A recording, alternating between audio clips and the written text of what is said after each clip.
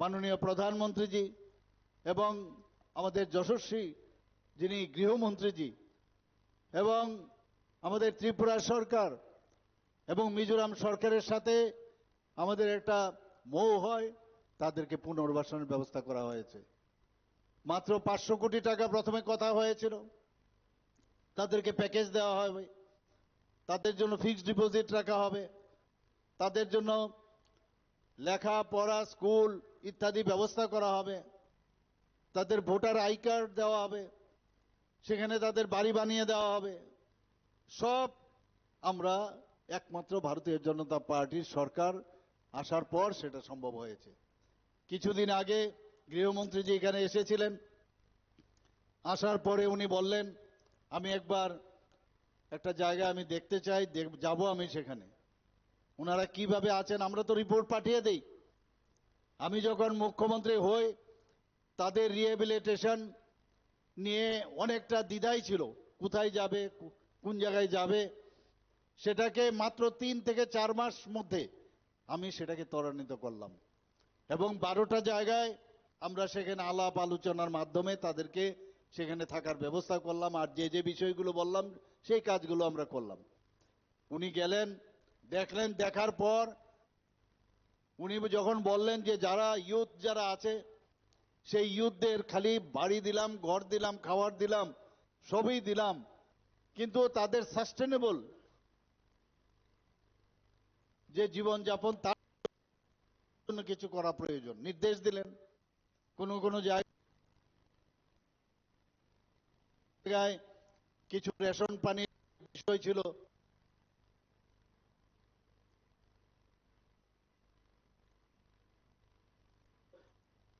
যে 10 জনের family member যদি থাকে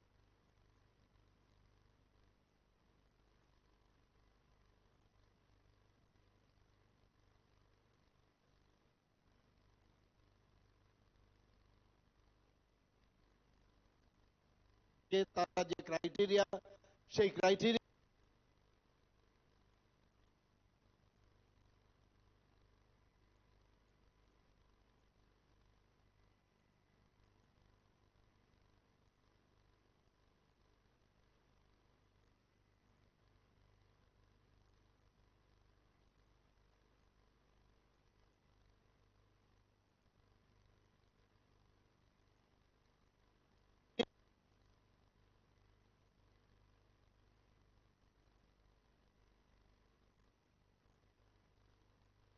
গুলো পর্যন্ত আমাদেরকে বলে গেলেন শিথিল করতে হবে। সেই ক্রাইটেরিয়াগুলো আমরা শিথিল করলাম এবং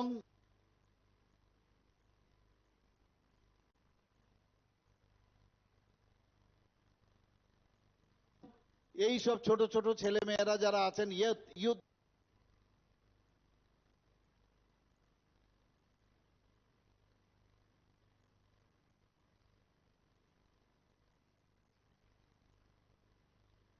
যারা ছিল তাদের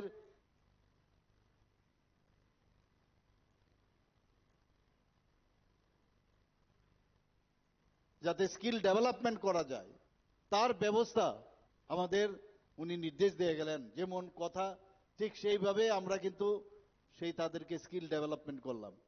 আমি নিজে কিছুদিন আগে আমি সেই জায়গায় আমি গিয়েছি, শৈলাংটার মধ্যে আমি সেখানে গিয়ে তাদের যে টুল কিটস বিতরণ করা হয়েছে, কাউকে 15 দিনের কোর্স, কারোর 20 দিনের কোর্স, কেউ বারবারের কাজ, কেউ সেলাই মেশিনের কাজ, কারোর ইস্ত্রির কাজ, কারোর কাঠের কাজ করে, এরকম অনেক অসংখ্য যেসব স্কিল ডেভেলপমেন্টের কাজ এবং টুল কিটস আমরা দিয়েছি।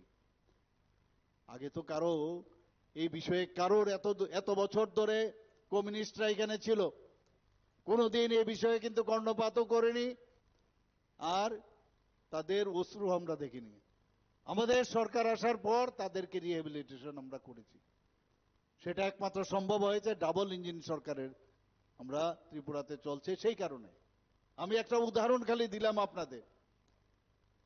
আমাদের এতদিন ধরে, কালকেও আমি এক জায়গায় বলছিলাম যে এখন গণতন্ত্রের যুগ।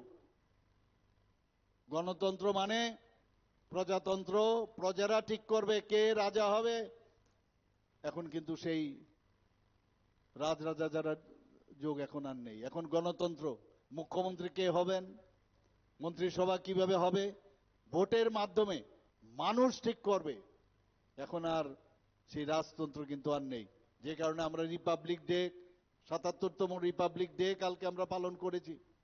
সংবিধানের সেদিন ৭৭, আমাদের ১৯৫০ সালে যে ২৬শে জানুয়ারি, সেই ২৬শে জানুয়ারিতে সেই আমাদের যিনি সংবিধান রচনা করেছিলেন সেটাকে স্বীকৃতি দেওয়া হয়। অর্থাৎ ডেমোক্রেসির মাধ্যমে সবকিছু হবে। ডেমোক্রেসির মাধ্যমে সবাইকে যার মৌলিক যেসব প্রয়োজন সেগুলো যারা সংখ্যাধিক্যের মাধ্যমে সরকার গঠন করবে তাদের কাজ হবে তাদেরকে সবকিছু ফিরিয়ে দেওয়া। এখানে আমরা মাত্র ১২ জন মন্ত্রী রয়েছি আমাদের সরকারে। ১২ জন মন্ত্রীর পক্ষে সম্ভব নয় সব কাজ করা। আপনারা সবাই মিলে, আজকে সবাই মিলে যখন কাজ করবেন, সমাজের পরিবর্তন যখন আপনারা আনবেন, তবেই সেই কাজটা সম্ভব হবে। বন্ধুগণ, এই মহারাজাদের আজকে ৫০০ বছরের ইতিহাস আমরা সবাই জানি। এখানে ওনারা বহু কাজ করেছেন ত্রিপুরার জন্য, কিন্তু কমিউনিস্টরা ঘরের ভিতর ওদেরকে ঢুকিয়ে দিয়েছিল। কিন্তু আমাদের সরকার আসার পর আমরা ওনাদেরকে সম্মান দিয়েছি, আমরা তাদেরকে সম্মান দিয়েছি। এর আগে এরা সম্মান পায়নি, কিন্তু এখন সম্মান আমরা দিয়েছি। এখন কেউ যদি সম্মান রাখতে না চায়, আমাদের কিছু করার নয়। যেখানে যায় খালি খবর পায় যে ভারতীয় জনতা পার্টির মুখ্যমন্ত্রী থেকে শুরু করে যারা মন্ত্রীরা আসবেন বা কোনো নেতা আসবেন, তাদেরকে রাস্তা রুখে বা ঘরের ভিতর ভয় দেখে যাতে মিটিংয়ে না আসে সেই ব্যবস্থা করা হয়। গায়ের জোর দিয়ে রাজনীতি, এগুলো আমরা দেখেছি, কংগ্রেস আমলেও দেখেছি, সিপিএম এর আমলেও দেখেছি, জোট আমলেও দেখেছি। মানুষ এগুলো বুঝে গেছে এখন। আমরা গত ২০২১-এ যখন এডিসি ইলেকশন হয়, সেখানে মাত্র 11টাতে আমরা আসন দিয়েছিলাম। আমাদের যারা সহযোগী পার্টনার তাদেরকে আমরা 17টার মতো দিয়েছিলাম। কিন্তু সেই জায়গায় আজকে এই 11টার মধ্যে আমরা 9টা ভারতীয় জনতা পার্টির এডিসি আমরা তৈরি করতে পেরেছি। বন্ধুগণ, শুধু 11টার মধ্যে। পরবর্তী সময় আরেকজন এসে আবার জয়েন করলো, আমাদের থেকে নির্দল হয়ে দাঁড়িয়েছিল। অর্থাৎ 11টার মধ্যে 10টা। আপনারা ভাবুন, অনেকে বলে জনজাতি এলাকায় ভারতীয় জনতা পার্টির সংগঠন শক্তি সেই রকম ভাবে শক্তিশালী নয়। আজকে এখানে এত বড় যে জনসভা, যেটা আমার পূর্ববর্তী বক্তা বলেছেন যে কিছুদিন আগে আমরা যে একজন এমডিসির কেন্দ্রে আমরা গিয়েছিলাম পদ্মলোচনের এখানে, সেখানে এত বড় জনসভা হয়েছে। আমি সেখানে বলেছিলাম যে কুমলুঙে কিন্তু অলরেডি কম্পন শুরু হয়ে গেছে।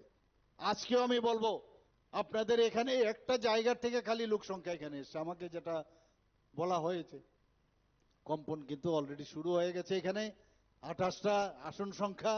আমি নিশ্চিত যে আগামী দিন কি হতে যাচ্ছে সবাই সেটা বুঝে গেছে। এখন আমি যদি 28টার কথা বলি, কালকে আবার বলবে উনি যখন 28টার কথা বলছেন, দেখে নেবে কি করে 28টা, উনি কি করে 28টা ভারতীয় জনতা পার্টি পান। ময়দানে দেখা হবে, ময়দানে দেখা হবে বলছেন। আমরাও বলছি ময়দানে আমরাও দেখবো আপনারা কি করে আপনারা জয়যুক্ত হন। গায়ের জোর দিয়ে মানুষের মন আপনারা পাবেন না। আমরা কাজের মাধ্যমে আমরা মানুষের মন আমরা পেতে চাই। আমরা মহারাজা বীর বিক্রম কিশোরের নামে, আপনারা দ্বিতীয় বিশ্বযুদ্ধের শেষ দিকে মহারাজা বীর বিক্রম কিশোর সিঙ্গারবিল নামে যে এয়ারপোর্ট করেছিল, এর আগে অনেক সরকার ছিল, তাদের কিন্তু সম্মান দেয়নি। আমাদের সরকার আসার পর এই সিঙ্গারবিলকে আগরতলা এয়ারপোর্ট এবং পরবর্তী সময় ইন্টারন্যাশনাল এয়ারপোর্ট মহারাজা বীর বিক্রমের নামে আমরা করেছি। বন্ধুগণ, মহারাজা বীর বিক্রমের যে মূর্তি মাননীয় প্রধানমন্ত্রী জি এসে সেটাকে সেখানে ইনগুরেশন করেছে। মহারাজা বীর বিক্রম কিশোর মাণিক্য বাহাদুরের জন্মদিন আমরা 19শে আগস্ট ওনার জন্মদিন, সেটাকে আমরা ত্রিপুরা সরকার ছুটি ঘোষণা করেছি। আমরা গড়িয়া পূজা একদিনের ছুটি ছিল, সেখানে দুদিনের আমরা ছুটি ঘোষণা করেছি। একের পর এক আমরা জনজাতিদের উন্নয়নের কথা যেরকম বলি সেটা কাজ করি আমরা। আমার বাড়ির সামনে আগরতলা শহরে কামানচৌনির ঠিক পাশেই একটা ছোট একটা আইল্যান্ড ছিল। আমরা সিপিএম এর সময় দেখতাম সেখানে মাঝে মাঝে হকাররা বসতো। এটা কি আইল্যান্ড আমরা কিচ্ছু জানতাম না। সেই আইল্যান্ডে আমি নিজে আমরা ছোটবেলায় দেখেছি 0 মাইল, তখন মাইল বলা হতো, কিলোমিটার বলা হতো না, মাটির নিচে চলে গেছে সেটা। এখান থেকে আজকে উদয়পুর কত 50 কিলোমিটার 50 মাইল যদি আমরা বলি, ওখান থেকে শুরু হয়। ওখান থেকে যদি বলি ধর্মনগর 100 কিলোমিটার 100 মাইল, ওখান থেকে শুরু হয়। কেউ জানতো না। আমি যখন মুখ্যমন্ত্রী হলাম সেই মাইল ফলক মাটির থেকে উঠালাম, উঠে সেটাকে সেখানে প্রতিষ্ঠিত করলাম। আর মহারাজা বীর বিক্রম, আমরা সবাই বলি যে আধুনিক ত্রিপুরার উনি রূপকার, ওনার নামে সেখানে মূর্তি আমরা প্রতিষ্ঠিত করেছি বন্ধুগণ। আজকে আমরা সবাই জানি যে শচীন দেববর্মন, শচীন কর্তা এত বড় একজন সুরকার, এত বড় একজন গায়ক সারা পৃথিবীর মধ্যে নেই, ভারত তো বাদ দিন। তাকে সম্মান দেওয়ার জন্য আমি যখন মুখ্যমন্ত্রী হলাম, আগরতলা এয়ারপোর্ট থেকে আসার ঠিক মুহূর্তে এখানে যে গেটটা হয়েছে লিচু বাগানে, উনার পূর্ণবয়া মূর্তি সেখানে আমরা স্থাপন করেছি। শুধু তাই নয়, আমরা কিছুদিন আগে সংগ্রামার উৎসবে আমি গিয়েছিলাম। ওনারা দাবি করেছিলেন যে আমাদের সংগ্রামার যে পুজো আমরা করি তার একটা ছুটি ঘোষণা করতে হবে। আমি যেদিন এলাম তার পরের দিনই ক্যাবিনেট ছিল, সেই ক্যাবিনেটের মধ্যে তাদেরকে আমরা রেস্ট্রিক্টেড ছুটি ঘোষণা করেছি বন্ধুগণ।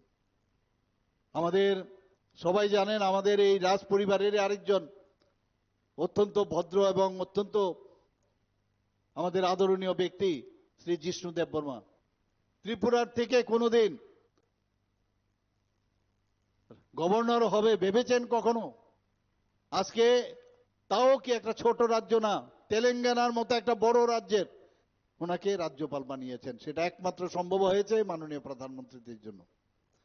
আজকে যেটা একটু আগে বলা হয়েছে যে গত 26শে জানুয়ারি সেখানেও কিন্তু আপনারা দেখবেন আমাদের সরকার আসার পর 2019 থেকে 2024 পর্যন্ত পর পর 7 জন বিভিন্ন ক্ষেত্রে বিশিষ্ট জনেরা বিভিন্ন ক্ষেত্রে যারা নাম করেছেন জনজাতি, তাদেরকে পদ্মশ্রী উপাধি দেওয়া হয়েছে।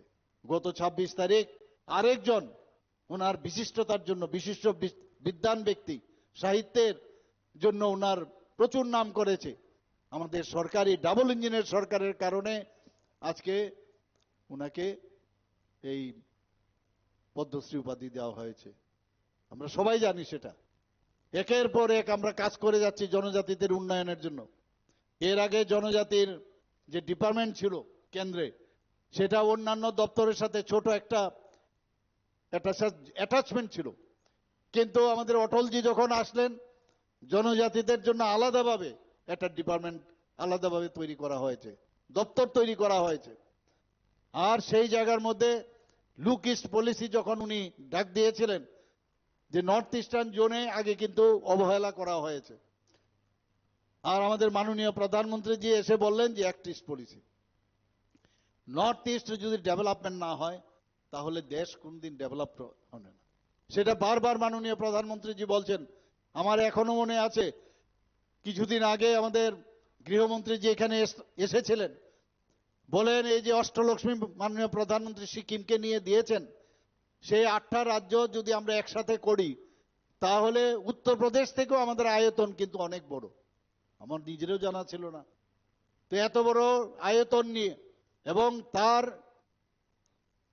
যে এই 8টা রাজ্যের যে পটেনশিয়াল, সেই পটেনশিয়াল নিয়ে আজকে আমরা কিন্তু বারবার সেখান থেকে আজকে মাননীয় প্রধানমন্ত্রীজির কারণে আমরা কাজ করছি।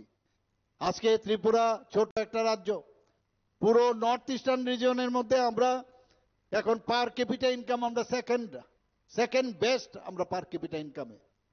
আমাদের জিএসডিপির কথা যদি বলেন, জিএসডিপিতে আমরা নর্থ ইস্টার্ন জোনের মধ্যে আমরা সেকেন্ড বেস্ট এখন। আমাদের নীতি আয়োগ আমাদেরকে বলছেন ফ্রন্ট রানার স্টেট, ত্রিপুরাকে এখন সেইভাবে গণ্য করা হচ্ছে। আমাদের এখানে আজকে আইন শৃঙ্খলার যদি কথা বলেন, ল অ্যান্ড অর্ডার সিচুয়েশন যদি বলুন, তাহলে 28টি রাজ্যের নিচের দিক থেকে আমরা এখন 3 নম্বরে রয়েছি। আমি বলছি কেন আমরা 1 নম্বরে হব না। কিছুদিন আগে ডিজিপি সাহেব বলছেন যে 20 বছরের মধ্যে যে ক্রাইম, যে এতদিন ধরে সিপিএম এবং কংগ্রেসের সময় হয়েছে, সেই ক্রাইম রেট আজকে 8.2% 20 বছরের মধ্যে কমে গেছে ত্রিপুরাতে। আজকে কিছুদিন আগে আমরা দিল্লিতে আমরা গিয়েছিলাম, সেখানে নর্থ ইস্ট সামিট সেখানে হয়েছিল। 8টা রাজ্যের মাননীয় প্রধানমন্ত্রীজি তার ইনগুরেশন করেছিলেন। সেই জায়গায় আজকে ওখানে 30,000 কোটি টাকার মৌ হয়েছে। এই যে শান্তির কথা আমরা বলছি, সেই শান্তির কারণে এবং আমরা স্বচ্ছতার সাথে আমাদের রাজ্য যেভাবে চালাচ্ছি, আজকে সেখানে 30,000 কোটি টাকার এই 8টা রাজ্যের মধ্যে সেখানে মৌ হয়েছে। এবং আপনারা শুনে খুশি হবেন, আমরা সেখানে শুধু ত্রিপুরার 50% অর্থাৎ 15,000 কোটি টাকার মৌ শুধু ত্রিপুরার জন্য হয়েছে বন্ধুগণ। ইনভেস্টররা এখন আসছে এখানে ত্রিপুরাতে, চাই যে ত্রিপুরাতে আসুক।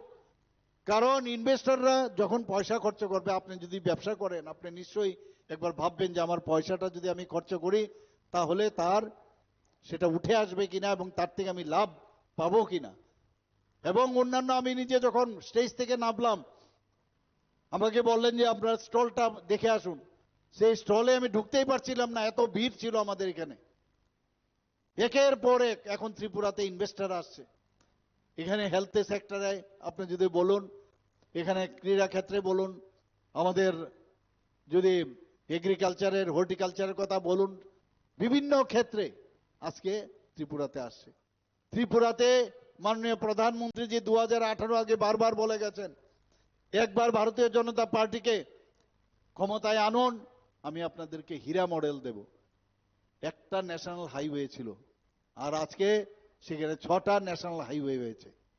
ইন্টারনেট মুম্বাই এবং চেন্নাইয়ের পরে আমাদের ইন্টারনেট, এবং এত ভালো ইন্টারনেট যেটা বহু জায়গার মধ্যে এই ধরনের ইন্টারনেট নেই। আজকে এখানে রেলওয়ে ত্রিপুরাতে কোনোদিন আমরা ভাবতে পারিনি, সেখানে রেলওয়ে হয়ে গেছে, আমাদের এয়ারওয়ে হয়েছে, ওয়াটারওয়েজও আগামী দিন আরো ভালোভাবে হবে। তো যেরকম উনি বলেছেন সেইভাবে করছেন। বারবার বলছেন যে লাস্ট মাইলের যারা আছেন, বিশেষ করে জনজাতি গোষ্ঠীর যারা আছেন, তাদের জন্য আমি কাজ করব। এবং আপনারা দেখেছেন উনি বারবার জনজাতিদের জন্য, আজকে যার কথা আমরা নিজেরাও শুনিনি, আজকে এই আমাদের যে জনজাতির জন্য, জনজাতিদের অধিকারের জন্য ইংরেজদের বিরুদ্ধে যিনি যুদ্ধ করেছিলেন, তার নামে আজকে কতগুলো প্রকল্প করেছে বিরসা মুন্ডার নামে। এবং এতগুলো প্রকল্প করার সুবাদে শুধুমাত্র জনজাতি অঞ্চলে যাতে করে সেই কাজগুলো করছে এখানে বন্ধুগণ। আমাদের এখানে যাতে জনজাতিরা যাতে না পড়াশোনা করে থাকতে পারে সেই ব্যবস্থা আমরা দেখেছি। এর আগে যত পার্টি এসছে, পার্টির সরকার এসছে, জনজাতিরা পড়াশোনায় যদি উন্নয়ন হয় তাহলে সবকিছু বুঝে যাবে, চালাকি বুঝে যাবে। এই যে গলা ফুলিয়ে ভাষণ দেয়, এগুলো মানুষকে বিভ্রান্ত করার জন্য বলে। কিন্তু একজন যখন শিক্ষিত জনজাতি যখন দেখবে যে আমাকে ঠিকভাবে বলছে ঠকায় ঠকায়, কে ঠকায় সেটা কিন্তু বুঝে যাবে। আর আমরা এখানে আজকে 2018 আগে মাত্র 4টা ইএমআরএস ছিল, একলব্য রেসিডেন্সিয়াল মডেল স্কুল ছিল। আমাদের সরকার আসার পর এখানে 21টা, 4টার জায়গায় আজকে 21টা এই ইএমআরএস এখানে হচ্ছে। এত সুন্দর, আমি জানি না আপনারা গেছেন কিনা সেখানে। এবং তার ইচ্ছাটা কি মাননীয় প্রধানমন্ত্রীজির, যে প্রতিটি ব্লকে এই একলব্য রেসিডেন্সিয়াল মডেল স্কুল করবে। আমি নিজেও কয়েকটা জায়গার মধ্যে গিয়ে আমি তার উদ্বোধন করেছি। এবং ভারতের যে ভারতীয় তথ্য, ভারতীয়তার উপর ভিত্তি করে এই স্কুলগুলো তৈরি হচ্ছে সেখানে। আমরা সবাই জানি যে আজকে বিক্রমশিলাই হোক, নালন্দাই হোক, তক্ষশিলা হোক, আগে বাইরের থেকে মানুষ ভারতবর্ষে পড়াশোনা করতে আসতো। সেইগুলো আমাদের যে ইংরেজরা এখানে এখানে শাসন করেছে, এখানে মুঘলরা শাসন করেছে, সবগুলো আমাদের হারিয়ে গিয়েছিল। আজকে সেগুলো পুনরুদ্ধার করছেন মাননীয় প্রধানমন্ত্রীজি। তো এই জনজাতিদের মধ্যে যখন শিক্ষার আলো, আমরা শিক্ষা ছাড়া আমরা জানি যে অন্ধকার থেকে আলোর দিকে যদি যেতে হয়, আজকে অজ্ঞানতার থেকে জ্ঞানের দিকে যদি যেতে হয়, অসত্যর থেকে যদি সত্যের দিকে আমাদের যেতে হয়, শিক্ষা ছাড়া অসম্ভব। আর সেই জায়গায় এই ধরনের 21টা যে ইএমআর আছে এখানে উনি আমাদের অনুমোদন দিয়েছেন, এবং প্রতিটা ব্লকে, যে সারা ভারতবর্ষের মধ্যে প্রতিটা ব্লকে সেটা করবে শুধুমাত্র জনজাতিদের পড়াশোনার জন্য। আমি নিজেও সেখানে গেছি এবং সেখানে আমরা কি দেখলাম, এখন 12টা আউট অফ 21, 12টা শুরু হয়ে গেছে। 6টা আরো এই মার্চের মধ্যে আমার কাছে যা রিপোর্ট আছে আরো 6টা শুরু হবে। বাকি যে কটা আছে সেটাও শেষ করবে। শুধু তাই নয়, আমিও এবার দিল্লিতে গেছি। এই রেসিডেন্সিয়াল মডেল, যে একলব্য রেসিডেন্সিয়াল মডেল স্কুল যদি করতে হয়, কিছু ক্রাইটেরিয়া আছে যে প্রতিটা ব্লকে মিনিমাম 50% জনজাতি থাকতে হবে। শুধু তাই না, 20,000 মিনিমাম থাকতে হবে। আমি এবার দিল্লি যখন গেলাম, গিয়ে বললাম কিছু রিল্যাক্সেশন আপনাদের দিতে হবে। সেই রিল্যাক্সেশন আরো 15টাই, যাতে একলব্য মডেল রেসিডেন্সিয়াল স্কুল করা যায়, তার জন্য বলে এসছি এখানে। তা আমরা জনজাতিদের আমরা চাই তারা পড়াশোনায় উন্নত হোক, তারা আগামী দিনে আমাদের যে ত্রিপুরাকে আমরা যেটা বারবার বলছি, মাননীয় প্রধানমন্ত্রীজি এবার যখন অপারেশন সিন্দুর করেছেন, আপনারা সবাই দেখেছেন, আগে আমাদের সৈন্যদের গলা কেটে আমাদের দেশের মধ্যে ফেলে রাখতো, আর খালি নিন্দা নিন্দা করতা হুঁ বলতো, কি না, নিন্দা করতা হুঁ। আর এখন নিন্দা নিন্দা না, একদম পরিষ্কার বলছে ছোড়ুঙ্গা নেই কিছু গো। 100 কিলোমিটার ভিতরে ঢুকে 26 জন পর্যটক দেখে দেখে, ধর্ম দেখে দেখে তাদেরকে মেরেছে তার স্ত্রীর সামনে। 26 জনকে মেরেছে 26 মিনিটের মধ্যে।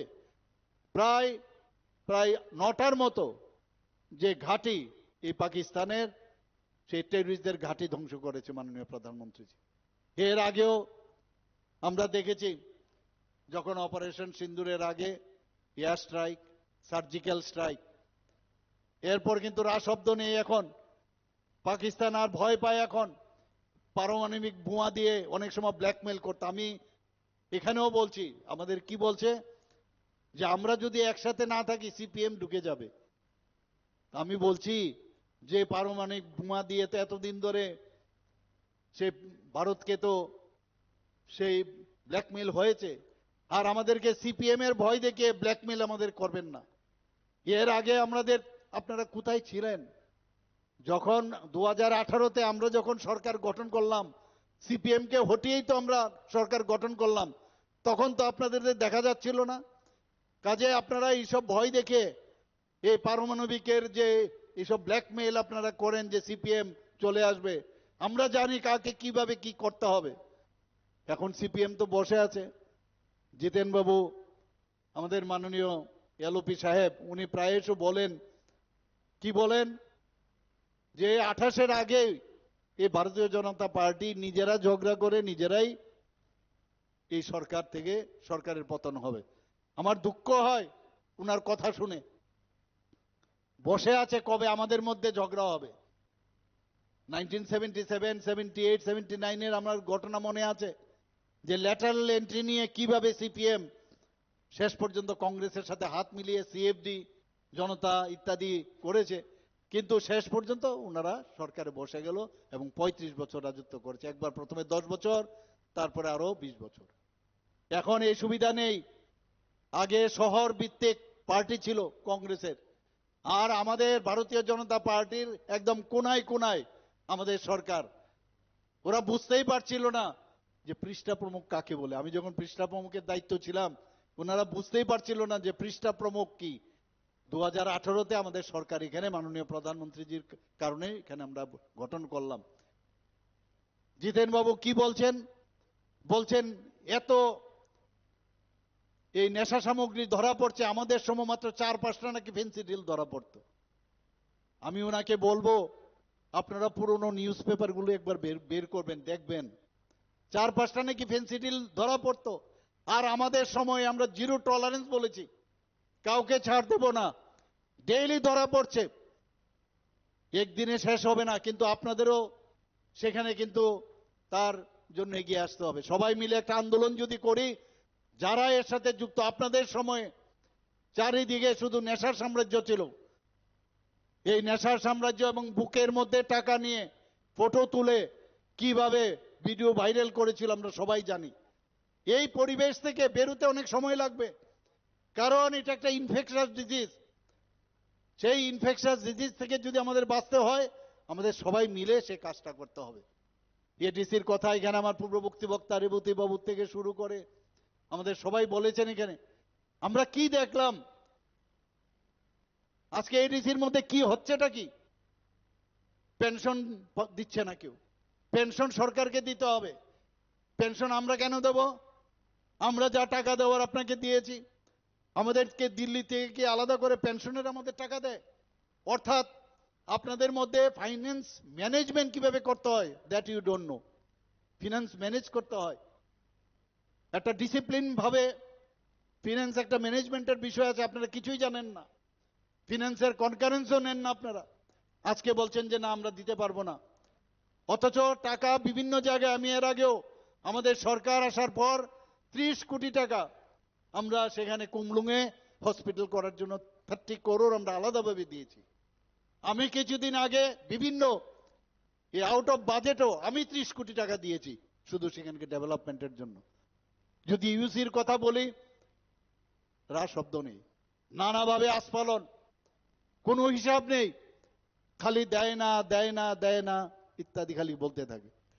আর যদি আমরা বলি যে 2024-25-এর বাজেটে আজকে আমার 27,000 কোটি টাকা ছিল, 27,000 কোটি টাকার মধ্যে হিসাব দিয়ে আমি বারবার বলছি, এই 27,000 কোটি টাকার মধ্যে আমাদের কমিটেড এক্সপেন্ডিচার আছে। যার চাকরি করে চাকরিওয়ালাদের টাকা দিতেই হবে, ভাতা যারা পাচ্ছে ভাতার টাকা দিতেই হবে। 700 টাকা ছিল 1,000, এবার আমরা 2,000 ভাতা আমরা করেছি, প্রায় 5 লক্ষর মতো, প্রায় 4,80,000-এর উপরে আমরা যারা বিভিন্ন খাতে আমরা ভাতা দিচ্ছি তাদেরকে দিতেই হবে। যারা পেনশনার তাদেরকে দিতেই হবে। আমরা লোন নিয়েছি, লোনের ইন্টারেস্ট আমাদের দিতে হবে। সেইগুলো বাদ দিলে 17,000 কোটি টাকা থাকে। 17,000 কোটি টাকার আমরা এডিসিকে 39.06% আমরা দিয়েছি ওনাদেরকে, অথচ বলছে টাকা দেই না টাকা দেই না।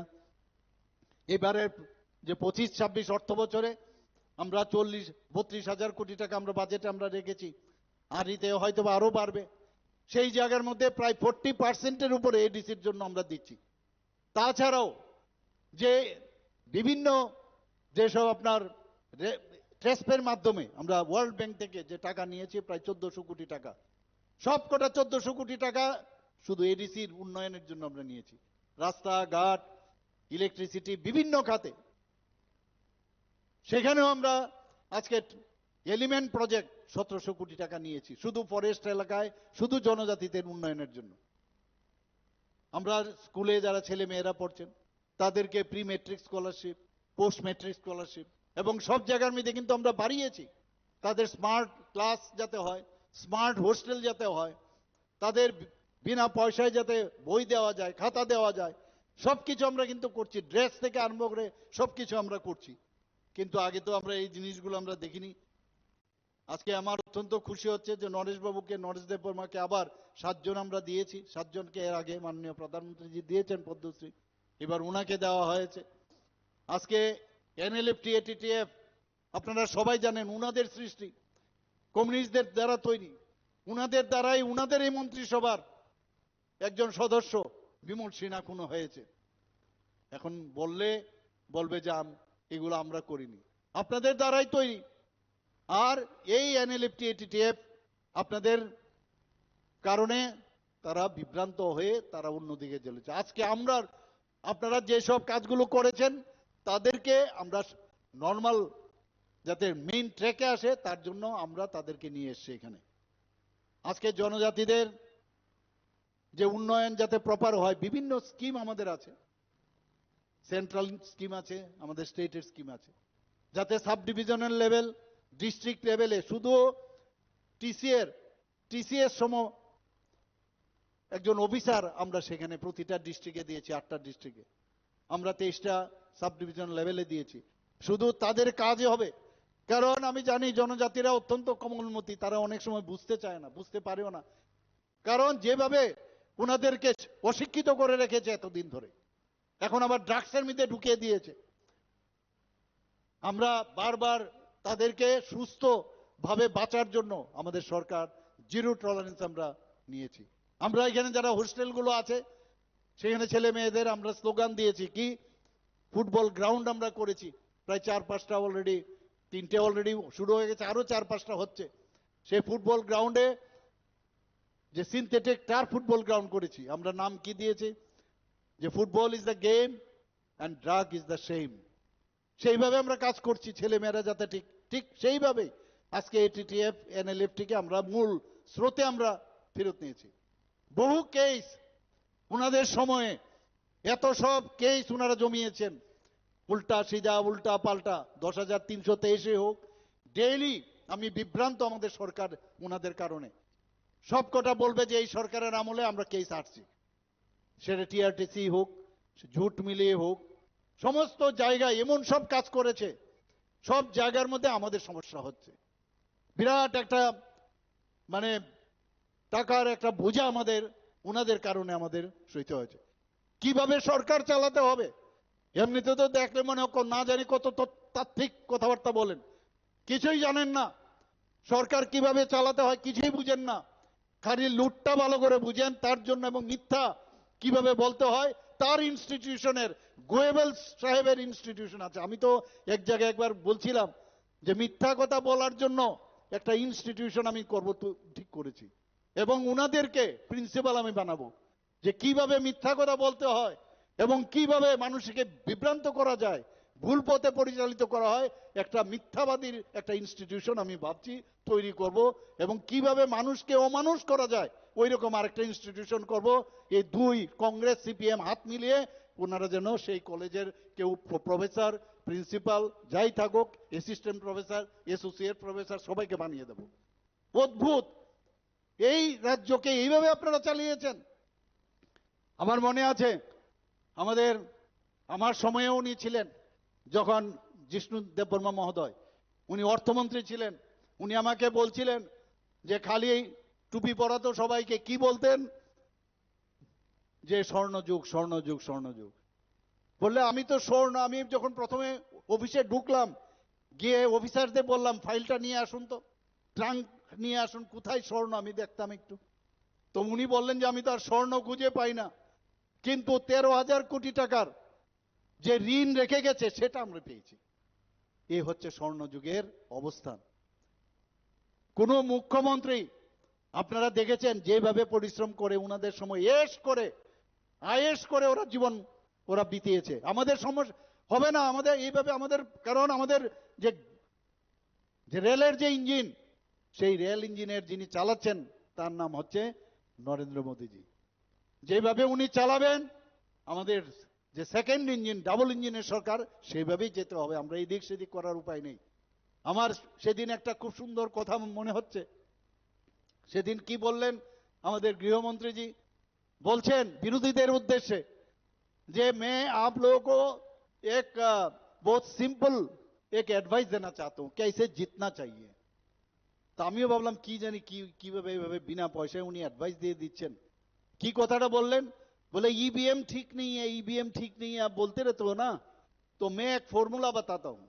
सवेरे 6 बजे से रात 12 बजे तक अगर आप लोग काम करोगे जैसे हम लोग करते हैं, तभी ईवीएम से रिजल्ट मिलेगा, तभी ईवीएम से रिजल्ट मिलेगा। आप लोग अपने बारे में सोचते रहते हो, ইন্ডিভিজুয়াল আমাদের বহু জায়গার মধ্যে অনেক আপনারা দেখেছেন, সেই মায়াবতীর থেকে আরম্ভ করে আমাদের দিল্লির সেই যিনি অন্যকে টুপি পরিয়ে মুখ্যমন্ত্রী হয়েছিলেন, বিভিন্ন জায়গায় সব ব্যক্তি বিশেষ যে পার্টি, সেগুলো আস্তে আস্তে অবলুপ্তির পথে। ব্যক্তি বিশেষ পার্টি হয় না, আমাদের এখানে একটা চাইওয়ালা প্রধানমন্ত্রী হয়।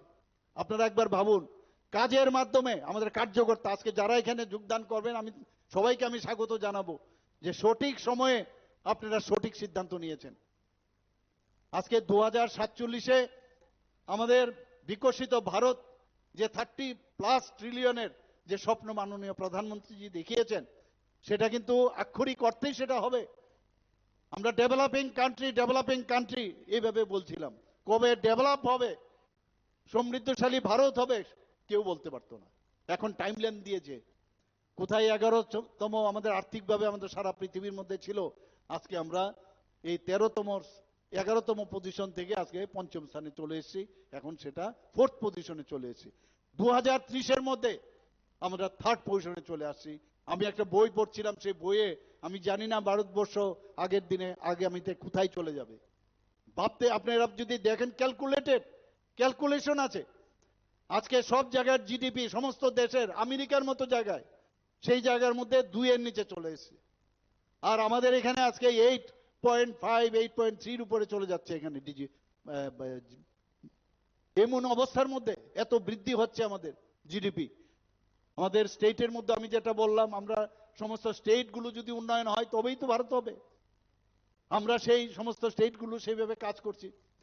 আজকে উড়িষ্যাতে আপনারা দেখুন, এত বছর উড়িষ্যাতে এই যে কাজগুলো দেখছে, মানুষ বুঝছে যে আমাদের যদি উন্নয়ন হতে হয়, আমাদের দেশের যদি উন্নয়ন হয়, আমাদের দেশ যদি শক্তিশালী করতে হয়, একমাত্র সেটা ভারতীয় জনতা পার্টি পারবে। উড়িষ্যাতেও আমরা জিতলাম। উড়িষ্যার জেতার সাথে সাথে আজকে দেখুন, এত বছর 27 বছর দিল্লির মসনদে আবার ভারতীয় জনতা পার্টি সেখানে বসেছে। এখন কোথায় রইল? গঙ্গা তো আস্তে আস্তে আসছে নিচের দিকে। ওয়েস্ট বেঙ্গল, পশ্চিমবাংলা, এখন পশ্চিমবাংলায় কি চলছে? এই গুন্ডাগর্দি চলছে, আপনারা সবাই জানেন। এডিসির ভিতরে যেভাবে গুন্ডাগর্দি চলছে, একই কায়দায় চলছে। বিহারে একই অবস্থা ছিল। মানুষ শান্তি চায়, মানুষ ভালোভাবে থাকতে চায়, ভালোভাবে বাঁচতে চায়, ভালোভাবে মানুষের কাছে কথা বলতে চায়, একটা বিশ্বাস এবং আশ্বাসের জায়গা চায়। আজকে মাননীয় প্রধানমন্ত্রীজি এই যে রাম মন্দির উনি তৈরি করেছেন, সেখানে রামলালার 500 বছরের ইতিহাস, কত লোক এর জন্য বলিদান হয়েছেন। সেই রামলালার প্রাণ প্রতিষ্ঠা করেছেন, সেখানে মন্দিরের দরজা উড়িয়ে সেটাকে পূর্ণতা দিয়েছেন উনি।